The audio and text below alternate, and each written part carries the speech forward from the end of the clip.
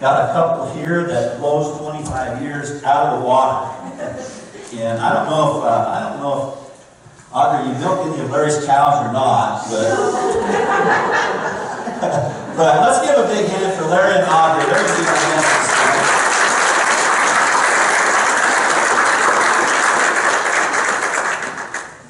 So we even got mics for you.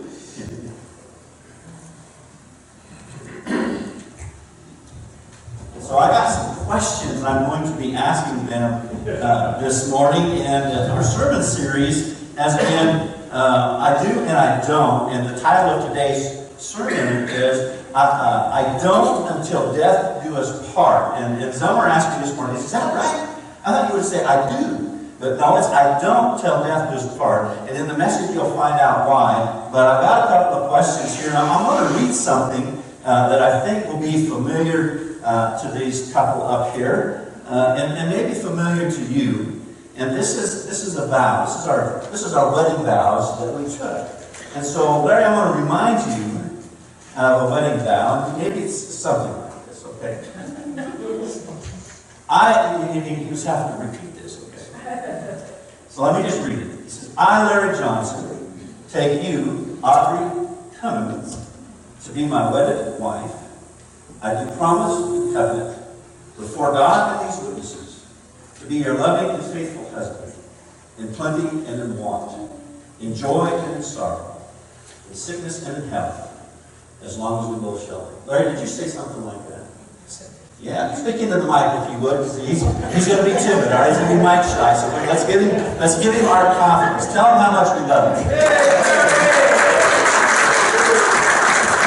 So the first question is going to be directed to Miss Audrey, and I'll try to get over here out of the way a little bit for you. Miss Audrey, how long have you guys been married? At 7:30 this evening, it will be 63 years, 3 months, and 5 days.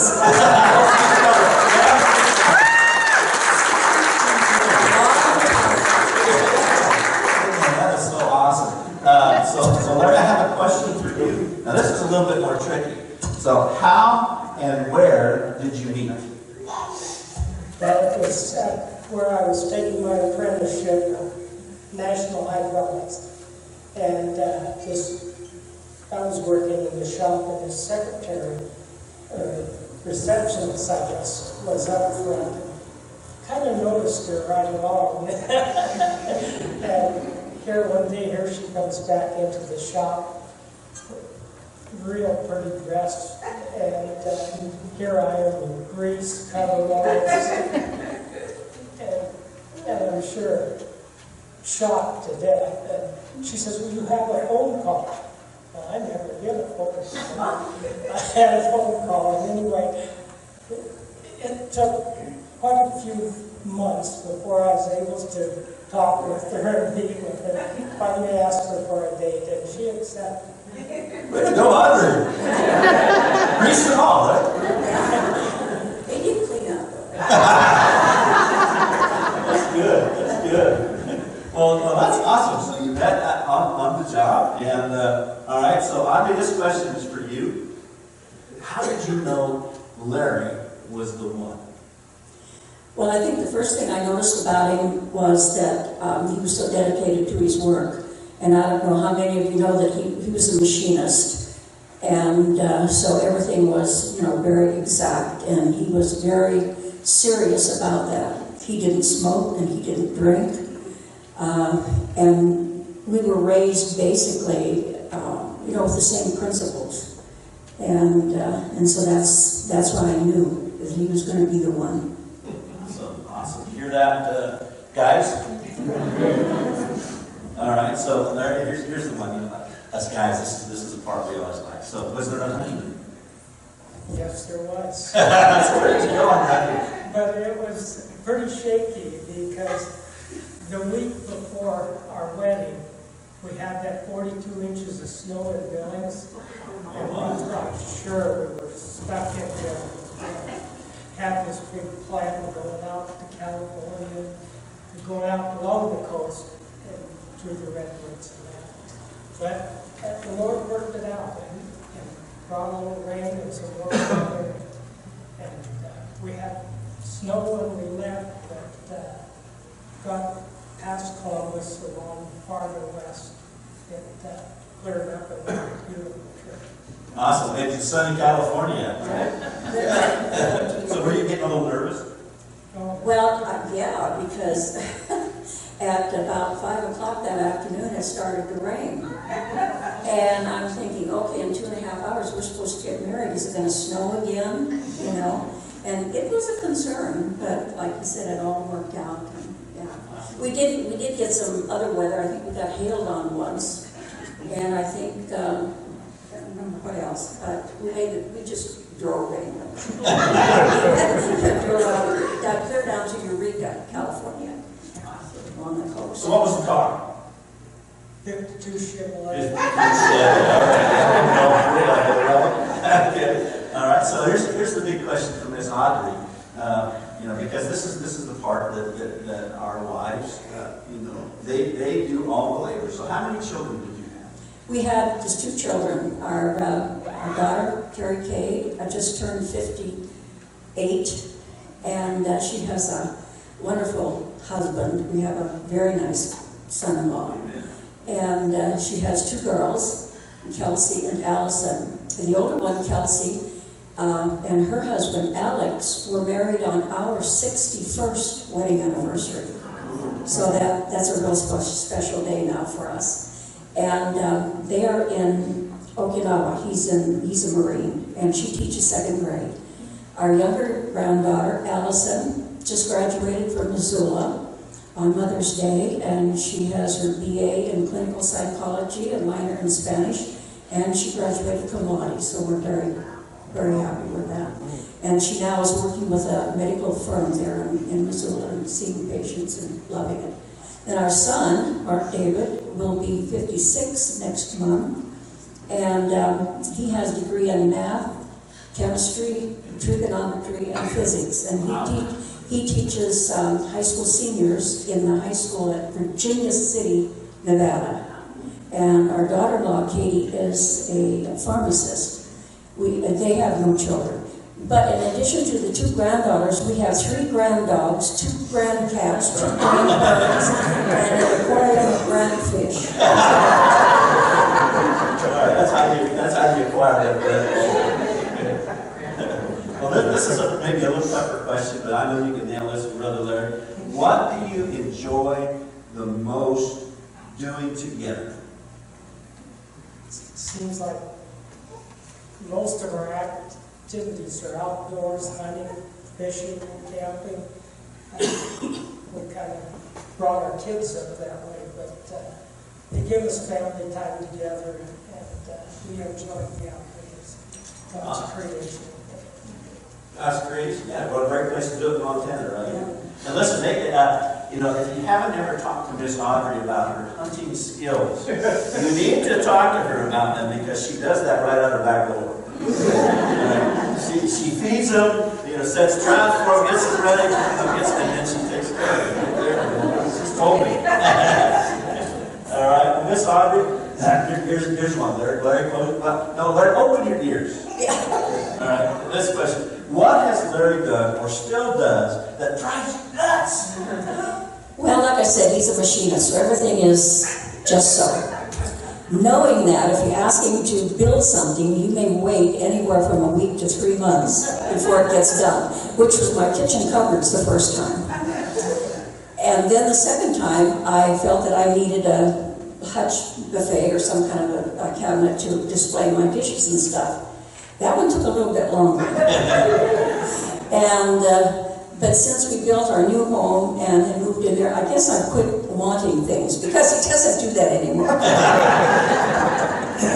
Well, that's awesome. Larry shared with me a story with you about when they were building their new home. And if you've ever built a home in the city limits, there's a lot of regulations and requirements. You have to present a building plan, a house plan, a set of blueprints to them for approval.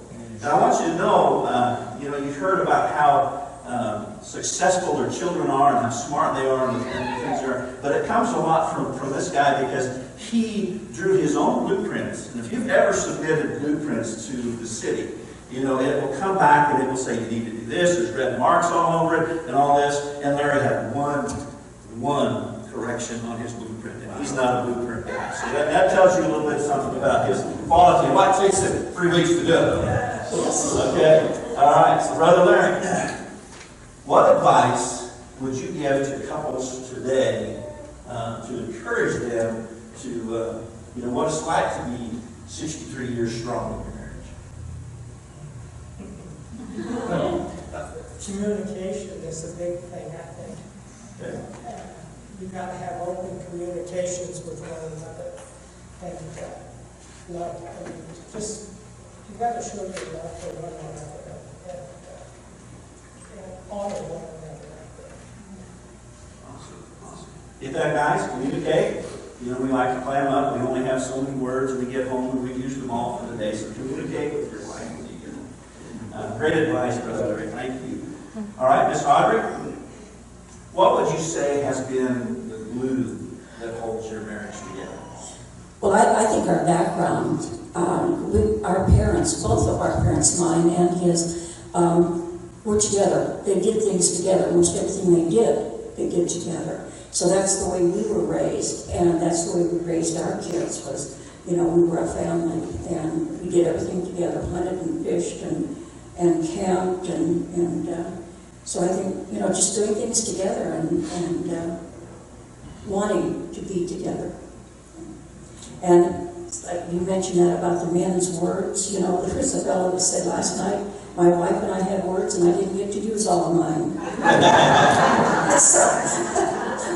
So maybe that's what happened. But I think, you know, just being together and, you know, and you need to talk through things and you need to be on the same page. You need to, and that's where both of our kids are in their families. They still hunt, they still fish, they still hike, they still camp. So whatever it is, whether it's hunting, fishing, camping, or anything, is do it together. Do it together. Mm-hmm. All right, okay. And I think it's okay. You know, I have girlfriends that I have lunch with. He has guys that he has coffee with. And I think that's great. We need that. We need that connection, you know, with others. But when it comes right down to the family, then you need to, you know, be together. Spend time together. Yeah. That's why it's so important to do dates, right? Mm-hmm. Yes. Awesome. All right, well, this is the last question for Brother Larry. And so here it is. What has been the biggest challenge in your marriage? Is in, you know, continuing to be married? Separating work from family time. I have a tendency to spend more time working or helping someone, or, you know. And Audrey one time told me, she says, you know, you've got to spend more time with your son. And so we bought some motorcycles. And done some work, and I fell off mine a few times.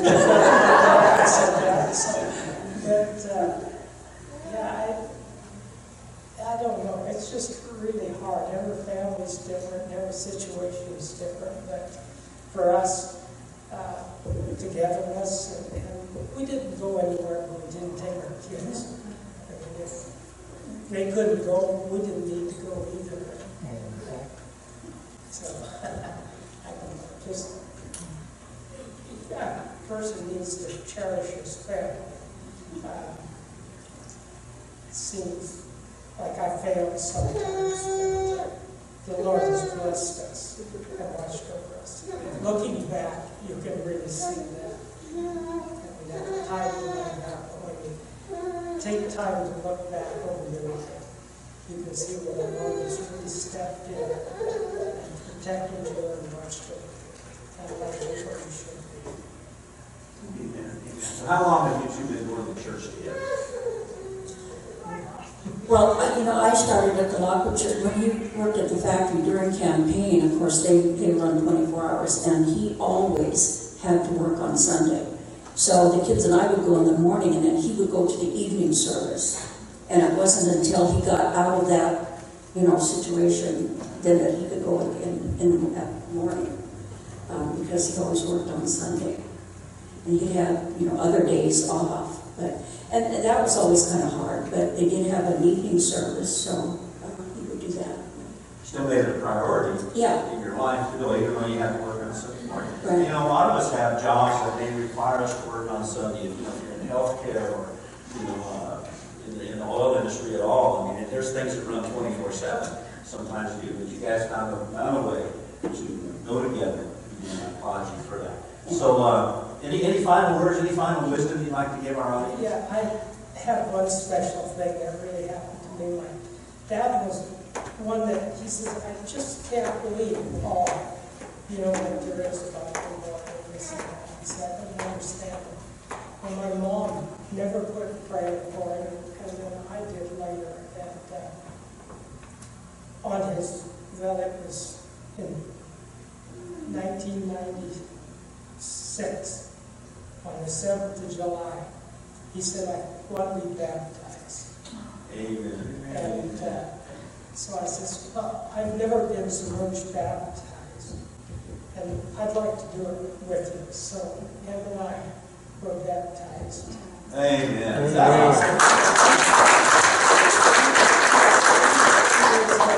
the same age I am now.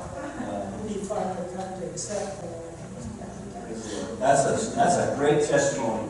Wow. Don't give up praying for those that you want to come.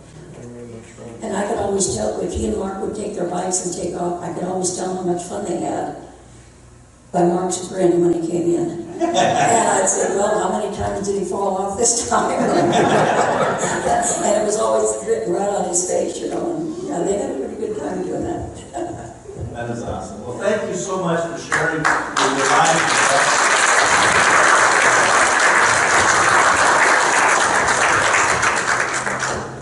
You want to know what a successful life is. All you have to do is look at Larry and Audrey, and we just love them so much and appreciate them so much. And they are great, faithful leaders in our church, and so anyway, is this back? All right. So today, I've got a proverb for you that probably will be a little challenging to hear, but it'll also be a little challenging for me to read it. Okay, because it's one of those passages in the Bible that is a little racy.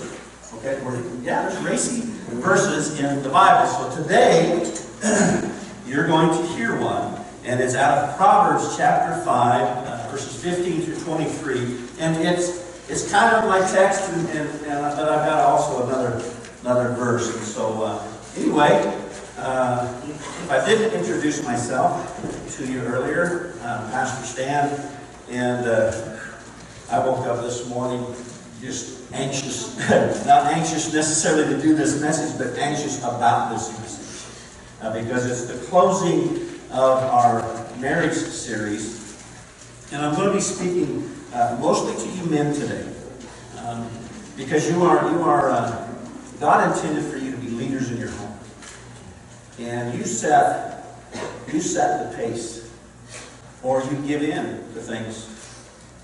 And so this proverb has a lot of wisdom in it, and so just pause and pray with me that God works today in all His glory. Father, we thank you. Thank you for celebrating 63 years with Larry and Audrey and what you've done in their lives and how you've kept them together and you've kept them healthy and they've been faithful to serve you, Lord. And we see what that looks like. And Lord, I pray that they have many more. And I pray that you help the rest of us to have that kind of longevity in our relationships and in our walk together and in our relationship with you, Lord. Be with me this morning. Help me to express what it is that you would have me to express to your people today. Lord, let them hear what you want them to hear. Let them learn what you want them to learn from this. And Lord, that you be glorified. I'm thankful for our worship team this morning as we entered into song and could praise you through song. So Lord, let this message praise you for your wisdom and for your love for us. In Jesus' name, amen. So Proverbs 5, 15 through 23. I'm going to read through it, and then we'll talk about it a little bit. Excuse me, my voice is really hoarse today. So Casey, I can figure on Casey, this is a very familiar passage because a long time ago I preached about this a little bit. Okay, so he's smiling, he knows what I'm talking about. Verse 15 says this. It says, drink water from your own cistern, water flowing from your own well. Should your springs flow in the streets, streams of water in the public squares. They should be for you alone, and not for you to share with strangers. Let your fountain be blessed, and take pleasure in the wife of your youth, a loving doe, a graceful fawn. Let her breast always satisfy you. Be lost in her love forever. Why, my son, would you be infatuated with a forbidden woman, or embrace the breast of a stranger? For a man's ways are before the Lord's eyes, and he considers all his paths. A wicked man's iniquities entrap him. He is entangled in the ropes of his own sin. He will die because there is no discipline, and be lost because of his great stupidity. Now here's your sign. Great stupidity. Guys, remember, I'm talking to you. Okay? So we sometimes, and our wives will confess, yes, sometimes there's great stupidity, right, Brother Larry? we just have a little bit of that in our lives. But here's the problem. It is stupidity and wickedness. Okay, I want you to get that. What's wickedness? Wickedness is just sin. Wickedness is sin. And so it's sin in our lives, guys. It's sin that we get caught up in. Listen, you can't have a healthy marriage with a sick soul. I want you to listen to that. With a sick soul. Guys, if you have a sick soul, you can't have a healthy marriage. You can't get to the 63 years. Because the enemy is out there, the world is out there, and there are so many things that are going to cause you to stumble, and you're not going to make it. And that's not God's desire for you. Now, the wicked Pharisees, you remember those guys, they approached Jesus, and they were trying to catch him in a trap. And they decided to test him about divorce. And so they asked him about divorce, whether it was okay. Because they seemed to be thinking that Moses, our greatest prophet, one of our greatest prophets, he said it's okay. Divorce is okay. Here's Jesus, here's God's answer to that question. But Jesus told them, Mark, let me give you the address, Mark 10, 5 through 9, if you want to look it up. But Jesus told them, he wrote this command for you because of the hardness of your hearts. But from the beginning of creation, God made them male and female. And for this reason, a man will leave his father and his mother and be joined to his wife. And the two will become one flesh. And so they are no longer two, but one flesh. Therefore, what God has joined together, man must not separate. It is because of the hardness of our hearts, the wickedness in our lives, the sin in our lives, that divorce is present. Because of a sick soul. And sometimes it isn't always the guy that has the sick soul. Sometimes it's the woman that has the sick soul. I want you to understand it works both ways there. All right? Marriage is a commitment. It is a commitment like water flowing within the banks of a river. Any of you guys been to Yellowtail Dam and been on a boat and worked your way up the river? Okay? When you get up there and you look left and right, what do you see? You see, pull that picture up if you would. You see canyon walls. All right? This is the picture I want you to have in your relationship with your spouse. Put up canyon walls. Look how beautiful they are. It's absolutely gorgeous. If you haven't ever done it, do that. Take a trip. Diane and I took a trip with our kids. And we went up there, and we just had a wonderful day. You got to do it in the morning, though. Because in the afternoon, the thunderstorms roll up, and you got to get off the lake.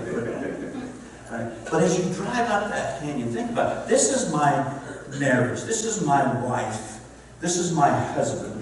I'm going to put these walls up around me so that I'm not looking out at what's on the other side, but I'm just looking at our relationship and how beautiful and wonderful it is. Let it guide you through the twists and turns as you go through life. You've got these banks that are guiding you, that are helping you. All right? True marriage is one of exclusiveness. It is not it's not a party, okay? It's exclusiveness. It is intimate. It is so intertwined. I want you to understand that it's dying to one's self. Remember Christopher, I talked about him at the Ox Factory when we went on a date, and he said, I wanted to wait till I'm 30 years old because I want to be able to know how to give of myself and become selfless to my spouse. So it's a dying to yourself. It really is. You can no longer be that self that you were before you were married. Because you're joined with another. You're two. You're not yourself anymore. So you have to give up those selfless things that oftentimes we as couples get caught in traps. Don't we? So die to yourself, put your spouse first. There is more than physical joining going on here. Okay?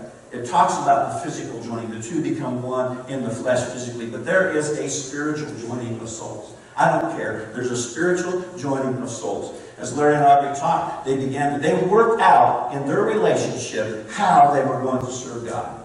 It wasn't always possible for them to do it on a Sunday morning, but they found a way to do it on Sunday night.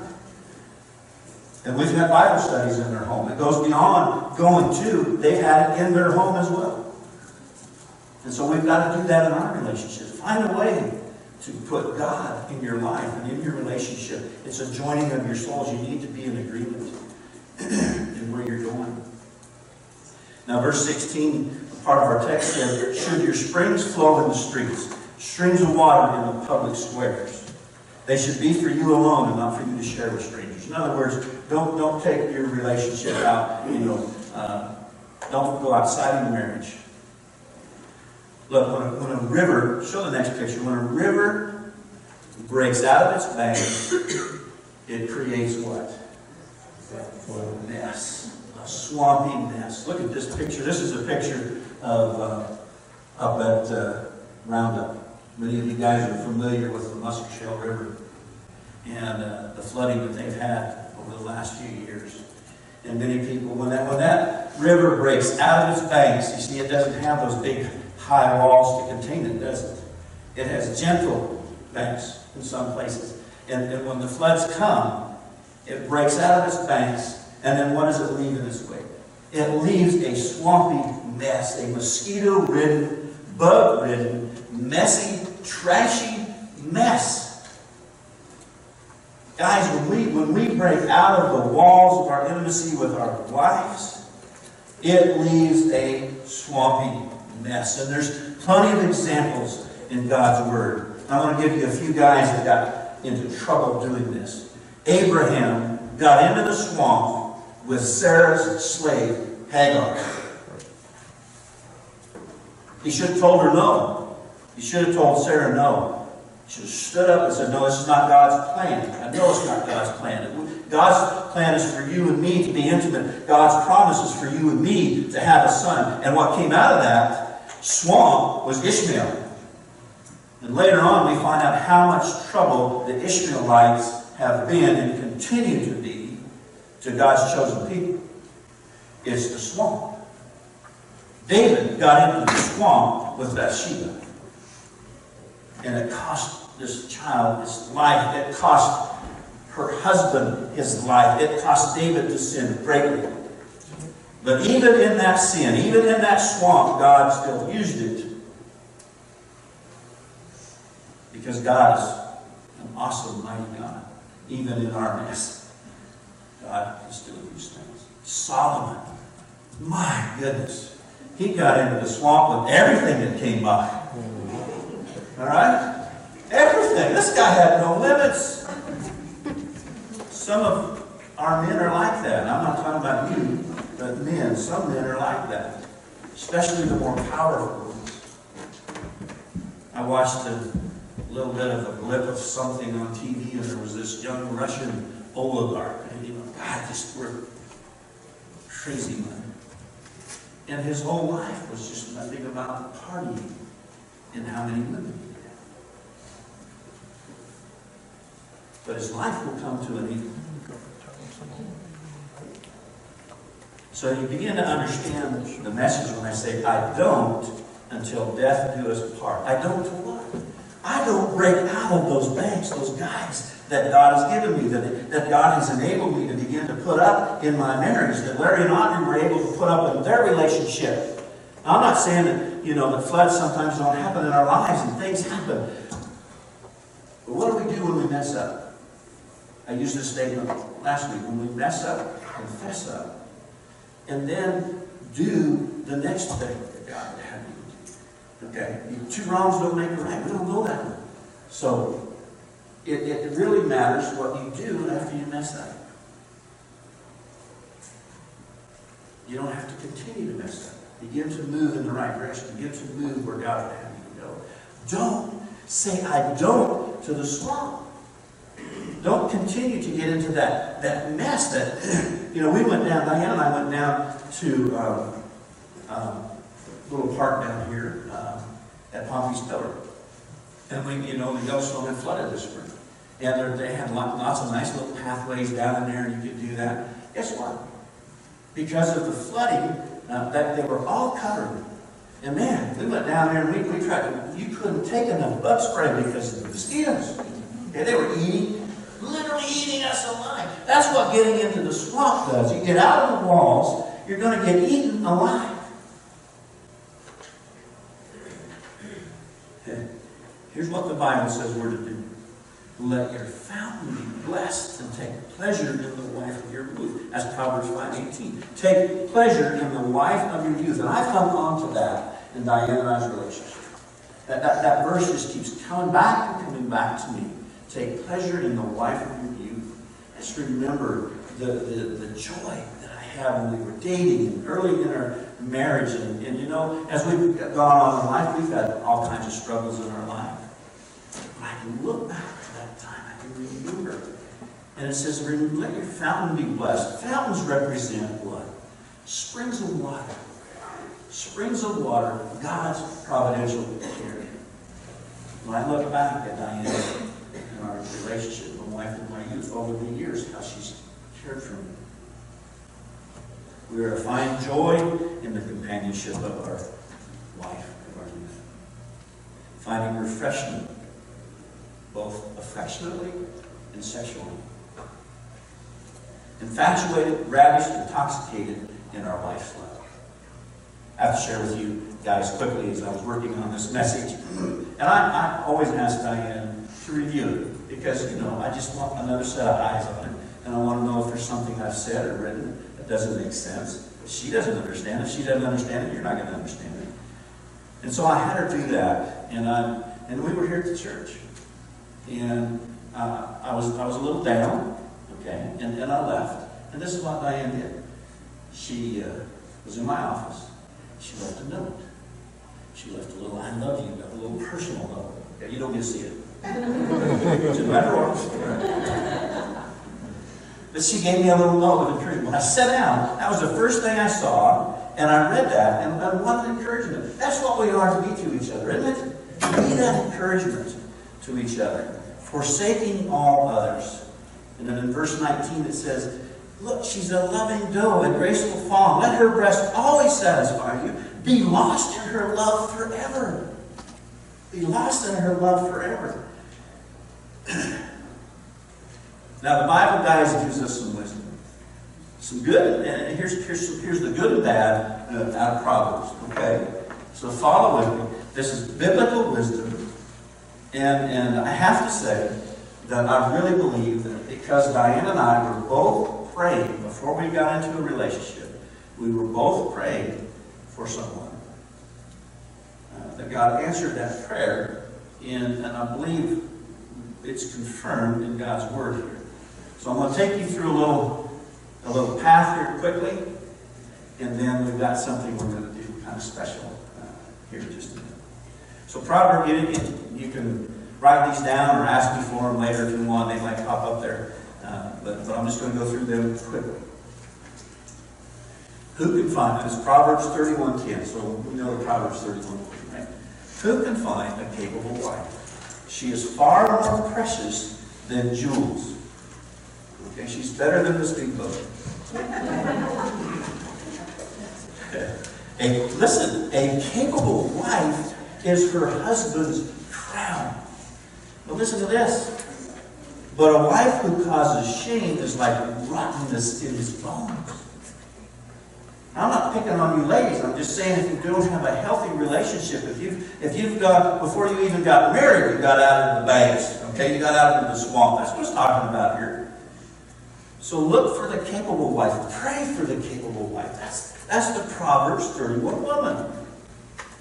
Proverbs 19:14 says, a house and wealth are inherited from fathers, but a sensible wife is from the Lord. Again, confirmation. Pray for your spouse. If you're not married and you want to get married, pray for a spouse. Pray for a godly spouse. God will begin to open that door for you. If you're married, continue to pray for your spouse. And if your spouse does not know the Lord, pray for your spouse that they would come to know the Lord. You got to move them into that category. Because here's why, guys. Because if you don't make the right choice, Proverbs 25:24 says this. And so again, ladies, I'm not picking on you, but this is an ungodly woman. It says, better to live on the corner of a roof than to share a house with a nagging wife. Okay, that's a familiar verse. Okay, and listen, guys, some of you have moved it from the roof to the garage, and you now call it the man cave.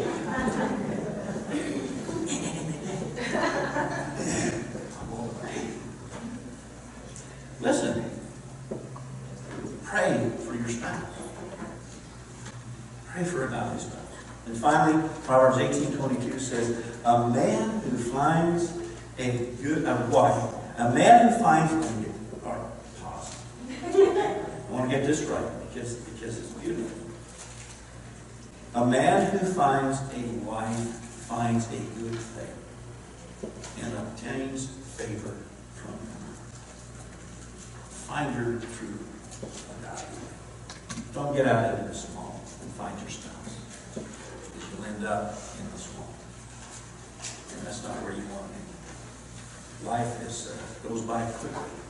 I'm sure those 63 years seem like that. But I'm sure glad God gave you 63 years, and I hope He gives you.